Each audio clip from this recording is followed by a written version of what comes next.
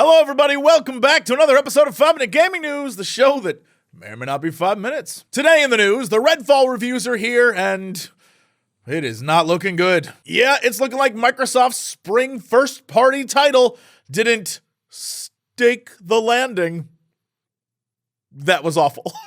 As reported by Forbes, review scores are coming in for Redfall, and they aren't just middling, they're poor. For a game of this size from a studio that normally produces solid hits, it's wild to see Redfall arriving with a 63 on Metacritic and a 64 on OpenCritic, with only 26% of critics recommending it. These mid-tier review scores range from Redfall is ultimately not up to Arcane's usual standards, it feels rushed, unfinished, and unsatisfying to play, Games Radar 5 of 10, to Arcane takes a stab at infusing the genre du jour with its signature style, but the end results are a bloody mess, GameSpot 4 of 10. The main criticisms stem from the game's bugs, performance issues, and overall boring gameplay. But the word I've been seeing circulating the most on social media is heartbreaking, and I agree. Arcane is a phenomenal studio. They put out some amazing games over the last 10 years, and so this is really a departure from that, which is shocking, to be honest. I think that's why it's kind of a letdown for everyone,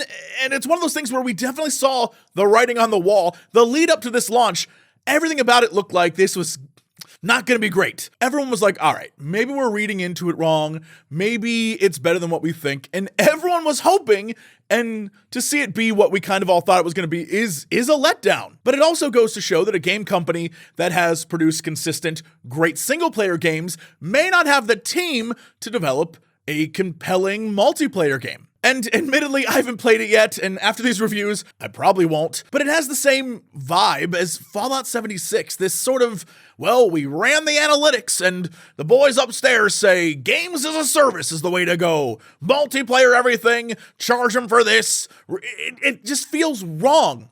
And it has continued to feel wrong, whether it was 76, or Anthem, or Avengers, or God knows, probably Suicide Squad. Now, obviously, we don't know the complete story. We don't know all the factors that led to Redfall. But what we do know is that Arcane is a good studio.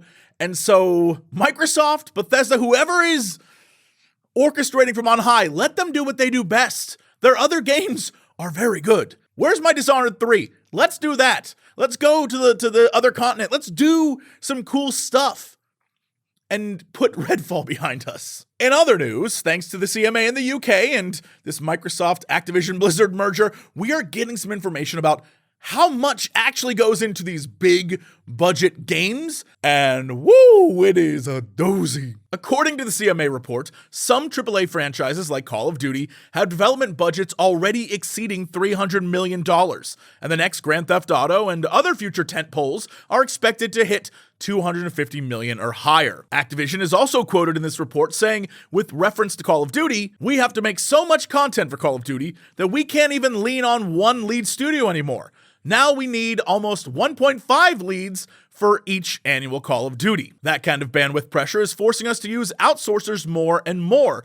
I don't see that changing anytime soon. So yes, you heard that right. Just to recap, we're looking at $300-ish million plus 1.5 lead studios, not all the other satellite ancillary studios, just 1.5 lead studios to get an ever-expanding, ever-growing, ever-grandiose Call of Duty game out annually. And that fact is actually part of the CMA ruling as to why they don't want the merger, because look at it, 300-some million, 1.5, there's no way another studio can compete with a juggernaut that is Call of Duty and the machine it's created. To quote Kotaku, with blockbusters like Suicide Squad and Starfield costing a ton and taking forever to come out, the pressures and risks associated with them succeeding or failing are greater than ever. And as publishers and developers are becoming more and more okay with dumping a ton of money into reliable games that they know are going to do well, it also makes things like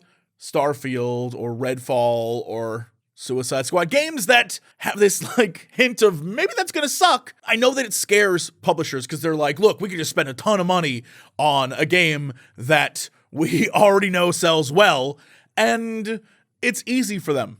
But even if Redfall, for example, fails, the idea that a company is willing to try something new and do something new should be applauded.